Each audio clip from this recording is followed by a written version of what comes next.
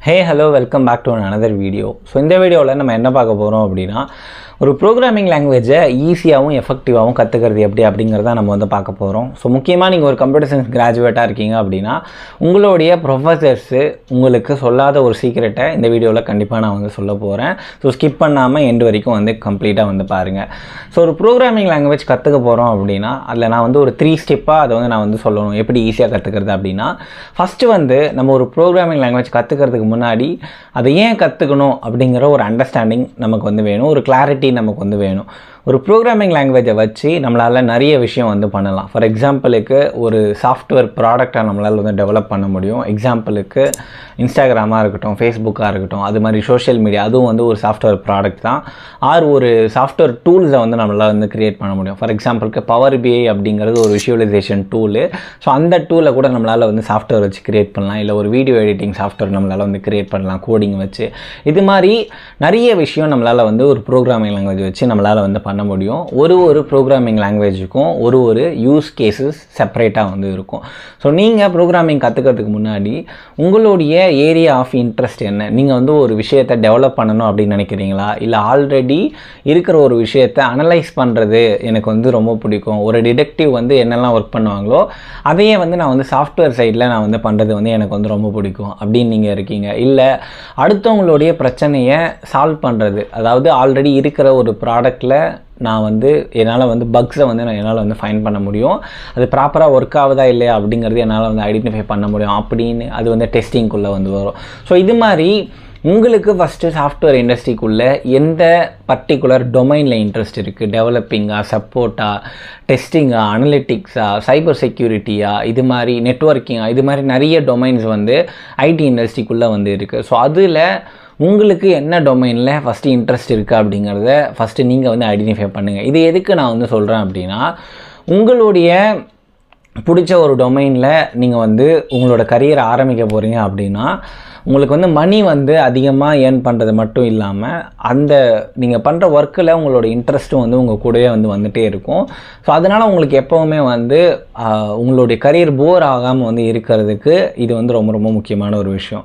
So first உங்களுடைய area of இன்ட்ரெஸ்ட்டை நீங்கள் understand பண்ணிக்கிட்டீங்க. ஒரு எக்ஸாம்பிளுக்கு நீங்கள் வந்து ஒரு வெப் டெவலப்பராக ஆகணும் அப்படின்னு நீங்கள் வந்து முடிவு பண்ணிட்டீங்க அப்படின்னு வச்சுக்கோங்களேன். ஸோ இப்போது செகண்டு முக்கியமான விஷயம், உங்களோட டொமைனை நீங்கள் சூஸ் பண்ணதுக்கப்புறமா நம்மக்கிட்ட இன்றைக்கி கிட்டத்தட்ட 1000க்கும் மேலே ப்ரோக்ராமிங் லாங்குவேஜஸ் அவைலபிளாக இருக்குது. ஸோ அதில் எந்த ப்ரோக்ராமிங் லாங்குவேஜ் உங்களுடைய டொமைனில் ஹை டிமாண்டில் வந்து இருக்குது, எந்த ப்ரோக்ராமிங் லாங்குவேஜை நீங்கள் வந்து உங்களுடைய செலக்டட் டொமைனில் படித்தா உங்களுக்கு வந்து ஒரு டீசென்ட்லேருந்து ஒரு ஹை ஏர்னிங் இன்கம் வந்து எந்த லாங்குவேஜ் வந்து உங்களுக்கு வந்து கற்றுக் கொடுக்கும் அப்படிங்கிற ஒரு அனலைஸை வந்து நீங்கள் வந்து பண்ண ஆரம்பிக்கணும். ஒரு எக்ஸாம்பிளுக்கு வெப் டெவலப்மெண்ட்டை நீங்கள் வந்து சூஸ் பண்ணிட்டீங்க அப்படின்னா, வெப் டெவலப்மெண்ட் அப்படின்னு வந்தாவே நமக்கு வந்து ஜாவா ஸ்கிரிப்ட் தான் வந்து அதில் வந்து கிங்கே. ஈவன் தோ பைத்தானை வச்சும் நம்மளால் வந்து ஒரு வெப்பை வந்து க்ரியேட் பண்ண முடியும், பிஹெச்பி வச்சும் க்ரியேட் பண்ண முடியும், .NET வச்சும் க்ரியேட் பண்ண முடியும். எனி லாங்குவேஜை யூஸ் பண்ணி, மேஜர் லாங்குவேஜஸை யூஸ் பண்ணி நம்மளால் வந்து ஒரு வெப்சைட்டை வந்து க்ரியேட் பண்ண முடியும். பட் ஜாவா ஸ்கிரிப்டை யூஸ் பண்ணால் ஒரு வெப்சைட்டில் நமக்கு வந்து நிறைய அட்வான்டேஜஸ் வந்து இருக்கும் comparing to any other programming language. அதனால தான் ஜாவா ஸ்கிரிப்டில் அவ்வளோ வெப் ஃப்ரேம் ஒர்க்ஸ் வந்து நிறையா இருக்குது. Vue.js இருக்கட்டும், Angular.js இருக்கட்டும், Node.js இருக்கட்டும், இது மாதிரி எக்கச்சக்க ஃப்ரேம் ஒர்க்ஸு சர்வர் சைடுக்கு ஒன்று, கிளையன்ட் சைடுக்கு ஒன்று, ஃப்ரண்ட் எண்டுக்கு ஒன்று அப்படின்னு நிறைய ஃப்ரேம் ஒர்க்ஸ் வந்து ஜாவா ஸ்கிரிப்டை பேஸ் பண்ணி டெவலப் பண்ணியிருக்காங்க. அதுக்கான ரீசன் என்ன அப்படின்னா, Java script is more relevant to web technologies. அதனால தான் வந்து அவ்வளோ ஃப்ரேம் ஒர்க்ஸ் அதுக்கு அவைலபிளாக இருக்குது. அதனால ஜாவா ஸ்கிரிப்டை மேஜர் கம்பெனிஸ்லேருந்து நிறைய யூசர்ஸ் வந்து ஜாவா ஸ்கிரிப்டை ப்ரிஃபர் பண்ணுறாங்க ஃபார் வெப் டெவலப்பிங். ஸோ அது மாதிரி நீங்கள் சூஸ் பண்ண டொமைனில் எந்த லாங்குவேஜ் வந்து ரொம்ப ரொம்ப ரெலவெண்ட்டாக இருக்குது, அந்த லாங்குவேஜ் வந்து உங்களுக்கு ஹை பேயிங் இன்கம் வந்து தரக்கூடிய லாங்குவேஜ் எது அப்படிங்கிற ஒரு பேசிக் ரிசர்ச்சை நீங்கள் வந்து பண்ணணும். ஏன்னா நீங்கள் டேட்டா அனலிட்டிக்ஸ் ஃபீல்டை சூஸ் பண்ணிவிட்டு கூட வந்து ஜாவா ப்ரோக்ராமிங் வந்து நீங்கள் வந்து படிக்கிறீங்க அப்படின்னா உங்களால் ஒர்க் பண்ண முடியும். பட் அது ரெலவெண்ட்டாக இருக்கும் அப்படின்னா கண்டிப்பாக ரெலவெண்ட்டாக இருக்காது. ஏன்னா டேட்டா அனலிட்டிக்ஸ்க்குன்னு சில ரெலவெண்ட் லாங்குவேஜஸ் வந்து இருக்கும். எக்ஸாம்பிளுக்கு பைத்தான் இல்லை ப்ரோக்ராமிங். ஸோ இந்த லாங்குவேஜை யூஸ் பண்ணி டேட்டா அனலிசிஸை ரொம்ப ஈஸியாக வந்து பண்ணலாம் when comparing to doing the same work in Java or any other programming language. So அதுதான் வந்து விஷயமே. ஸோ இது வந்து ஏன் நீங்கள் தெரிஞ்சுக்கணும் அப்படின்னா, நீங்கள் வந்து காலேஜில் நிறைய விஷயம் வந்து படிப்பீங்க. ப்ரோக்ராமிங் லாங்குவேஜ் சி படிப்பீங்க, C++, Java advance, Python, database வந்து படிப்பீங்க, சீக்வல் படிப்பீங்க. இந்த மாதிரி எக்கச்சக்க ப்ரோக்ராமிங் லாங்குவேஜ் படிப்பீங்க. பட் உங்களுடைய கேம்பஸ் டைம் வரப்போ இல்லை நீங்கள் காலேஜ் முடிச்சுட்டு வெளியே போகிறப்போ இன்டர்வியூவை கிராக் பண்ணுறதுக்கு ஒரு ப்ரோக்ராமிங் லாங்குவேஜ் உங்களுக்கு சாலிடாக தெரிஞ்சிருக்குமா அப்படின்னு கேட்டிங்கன்னா அதுக்கான சான்சஸ் ரொம்ப ரொம்ப கம்மி. ஏன்னா நானும் அந்த இடத்த தாண்டி தான் வந்து வந்திருக்கேன். எனக்கு வந்து யாருமே நீ வந்து காலேஜ் டைமில் ஒரே ஒரு ப்ரோக்ராமிங் லாங்குவேஜை மட்டும் நீ வந்து ஃபோக்கஸ் பண்ணி படி, அதில் வந்து உன்னோட ஸ்கில்லை பயங்கரமாக டெவலப் பண்ணிக்கோ, அந்த பர்டிகுலர் ப்ரோக்ராமிங் லாங்குவேஜை மட்டும் ஃபோக்கஸ் பண்ணி உன்னுடைய ப்ராஜெக்டை வந்து நீ வந்து ஃபோக்கஸ் பண்ணி வந்து பண்ணு, அதை வச்சு நீ வந்து ஒரு போர்ட்ஃபோலியோ பில்ட் பண்ணு அப்படின்னு எந்த டீச்சர்ஸும் எந்த ஸ்டாஃப்ஸும் என்கிட்ட வந்து சொன்னதில்லை.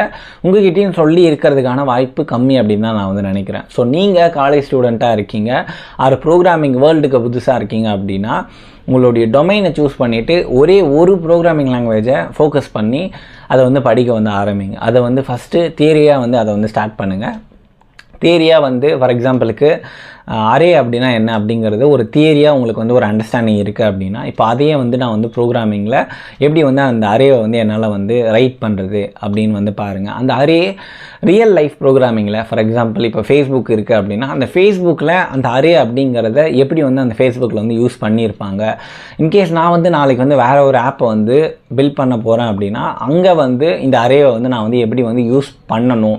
ஸோ இது மாதிரியான இந்த அளவுக்கு வந்து உங்களுக்கு வந்து ஒரு அண்டர்ஸ்டாண்டிங் வந்துச்சு அப்படின்னா நீங்கள் வந்து கூகுள் இல்லை எனி டாப் ப்ராடக்ட் கம்பெனியை கூட உங்களால் வந்து கிராக் பண்ண முடியும். இந்த அண்டர்ஸ்டாண்டிங்கும் அந்த அண்டர்ஸ்டாண்டிங் ஏற்ற மாதிரி உங்களுக்கு கோட் ரைட் பண்ண தெரியுது அப்படின்னா உங்களால் வந்து எனி ஐடி கம்பெனியை உங்களால் வந்து கிராக் பண்ணிவிட்டு வந்து உள்ளே வந்து ரொம்ப ஈஸியாக வந்து போக முடியும். ஸோ நீங்கள் ஒரு ப்ரோக்ராமிங் லாங்குவேஜ் கற்றுக்கும் போது ஃபஸ்ட்டு தியரியிலேருந்து வந்து ஆரம்பிங்க. எனி ஒன் புக்கை வந்து சூஸ் பண்ணுங்கள். ஏன்னா ஒரு புக்கில் வந்து A to Z கம்ப்ளீட்டாக ஒரே இடத்துல எந்த இடத்தையும் நம்ம வந்து டிஸ்ட்ராக்ட் ஆகாமல் அந்த புக்கிலே நம்மளால் வந்து படித்து முடிக்க முடியும். பட் புக்கை மட்டும்தான் ஃபாலோ பண்ணணுமா அப்படின்னா அப்படி கிடையாது. நீங்கள் வந்து ஆன்லைன் டுட்டோரியல்ஸை ஃபாலோ பண்ணுங்கள்.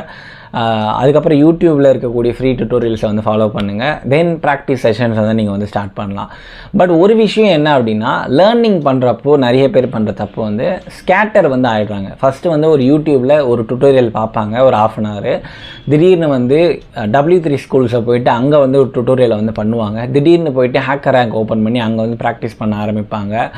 ஸோ இது மாதிரி நம்ம லேர்னிங்கே வந்து ஸ்கேட்டர் ஆச்சு அப்படின்னா நம்ம என்ன லேர்ன் பண்ணோம் அப்படிங்கிறதே நம்மளுக்கு வந்து தெரியாது. ஸோ நீங்கள் லேர்ன் பண்ணுறப்போ உங்களுடைய லேர்னிங் பார்ட்டை 3ஆக வந்து பிரிச்சுக்கோங்க. அதில் வந்து basic learning, advance learning, intermediate learning அப்படின்னு சொல்லிட்டு 3ஆக வந்து பிரிச்சுக்கோங்க. ஸோ ஒரு ப்ரோக்ராமிங் லாங்குவேஜில் பேசிக்காக உங்களுக்கு என்னெல்லாம் தெரிஞ்சிருக்கணும் அப்படிங்கிறத அந்த பேசிக்குள்ளே வந்து நீங்கள் வந்து இன்க்ளூட் பண்ணுங்கள்.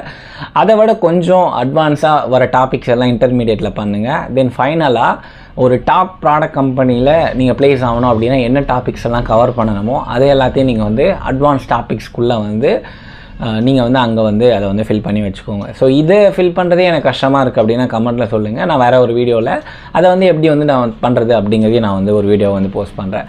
ஸோ ஒரு ப்ரோக்ராமிங் லாங்குவேஜ் பேசிக்ஸை நீங்கள் கவர் பண்ணிட்டீங்க அப்படின்னா அந்த பேசிக்ஸில் இருக்கக்கூடிய ப்ராப்ளம்ஸை ஹேக்கர் ரேங்க்லேயோ லீட் கோட்லேயோ போயிட்டு ப்ராக்டிஸ் பண்ண ஆரம்பிங்க. அதை வந்து சால்வ் பண்ண ஆரம்பிங்க.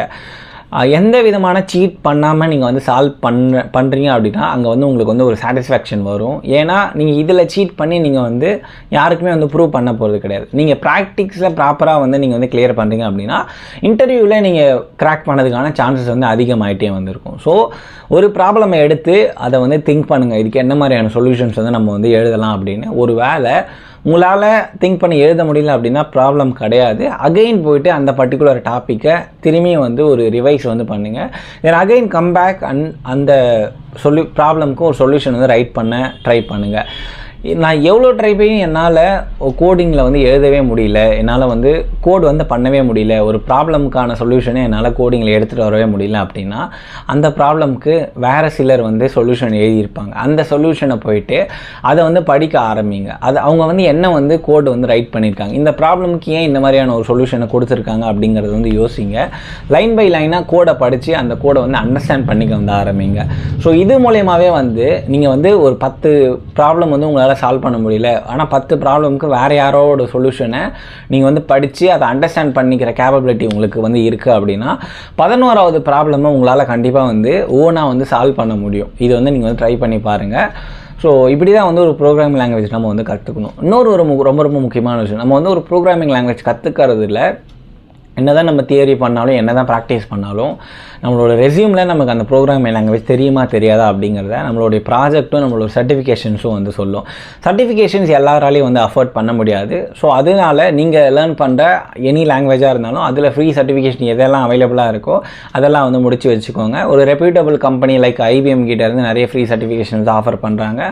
அது வந்து உங்களுக்கு வந்து அக்சசிபிள் இருக்குது அப்படின்னா அதை வந்து நீங்கள் வந்து கம்ப்ளீட் பண்ணி உங்களோட ரெஸ்யூமில் போட்டுக்கலாம்.